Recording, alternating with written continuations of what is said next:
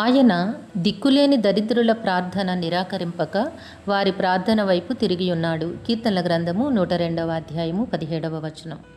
నేస్తమా, దేవుడు నీ ప్రార్థన నిరాకరించి ఉన్నారు, నీ ప్రార్థన వినటలేదు అని నీవు వాపుతూ ఉన్నావా?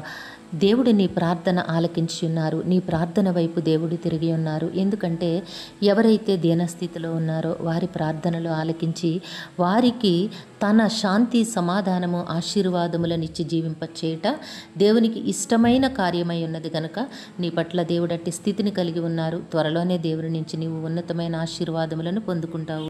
పరిశుద్ధుడైన తండ్రి, మీ ఘనమైన నామమును కొందరములు. మీ బిడ్డ ప్రార్థన ఆలకించినందుకు మీకు వందనములు తండ్రి. బిడ్డ జీవితంలో ఉన్నతమైన దీవెనలు, ఆశీర్వాదములు అనుగ్రహించండి.